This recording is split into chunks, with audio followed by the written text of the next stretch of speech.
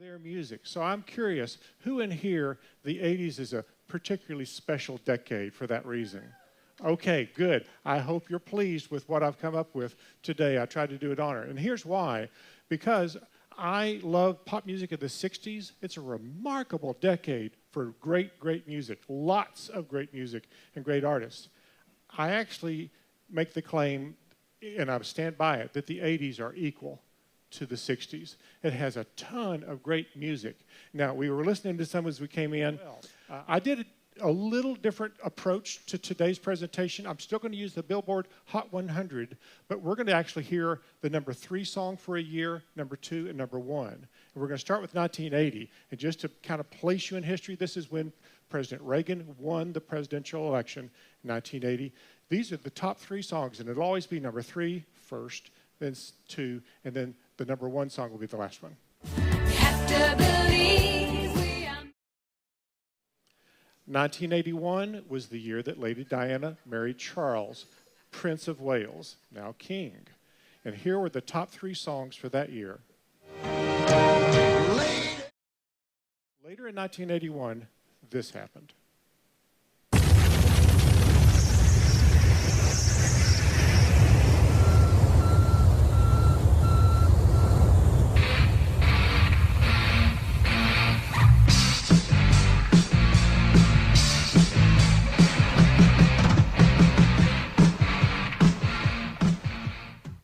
That triggered some of you. Of course, we're talking about MTV.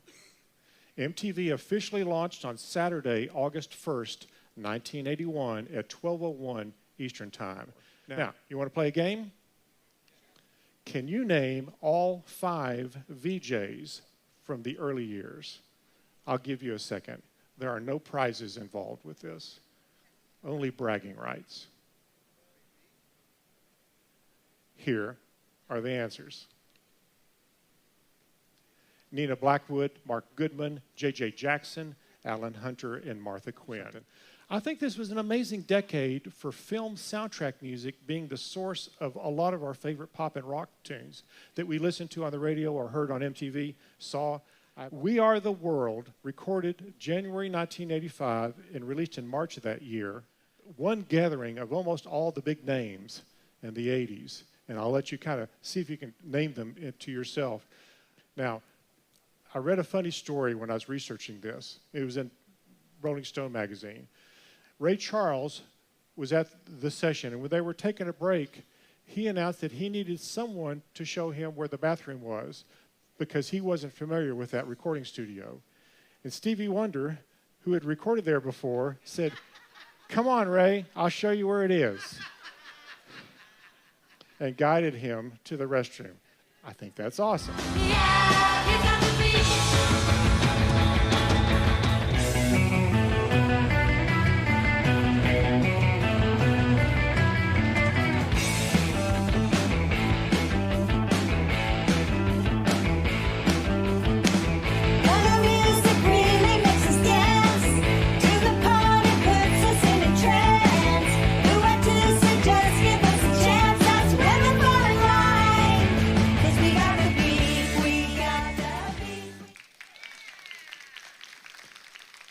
I'm glad you enjoy that, because my point is none of us looked like we did in the 80s. But the real point is that just like these ladies, we all still look pretty good. And like the Go-Go's, we can still rock out.